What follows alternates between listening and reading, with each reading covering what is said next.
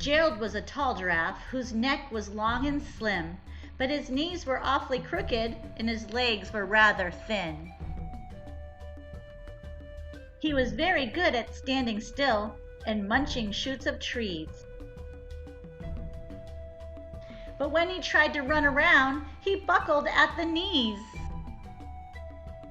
Now every year in Africa, they hold a jungle dance, where every single animal turns up to skip and prance.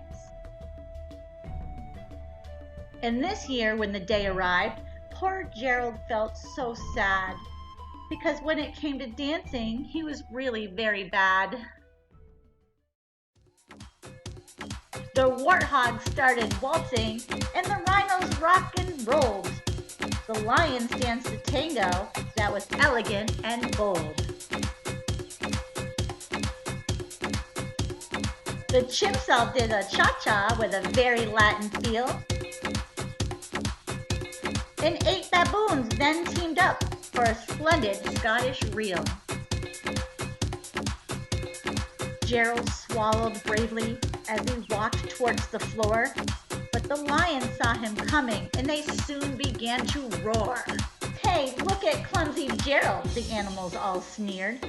"Giraffes can't dance, you silly fool.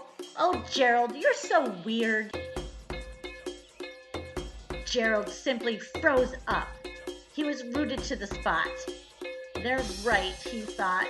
"I'm useless. I feel like such a clot." So he crept off from the dance floor and he started walking home. He never felt so sad before, so sad and so alone. Then he found a little clearing and he looked up at the sky. "Ah, the moon can be so beautiful," he whispered with a sigh. "Excuse me," coughed a cricket, who'd seen Gerald earlier on, "but sometimes when you're different, you just need a different song." Listen to the swaying grass and listen to the trees. To me, the sweetest music is those branches in the breeze. So imagine that the lovely moon is playing just for you. Everything makes music if you really want it to. With that, the cricket smiled and picked up his violin. Then Gerald felt his body do the most amazing thing.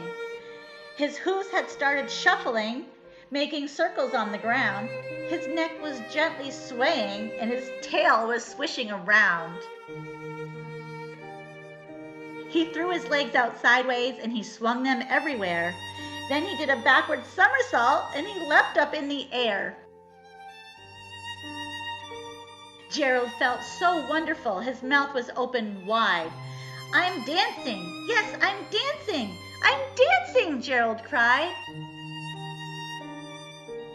Then, one by one, each animal who had been there at the dance arrived while Gerald boogied on and watched him quite entranced.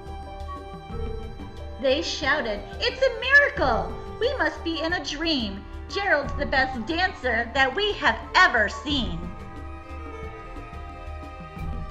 "How did you learn to dance like that?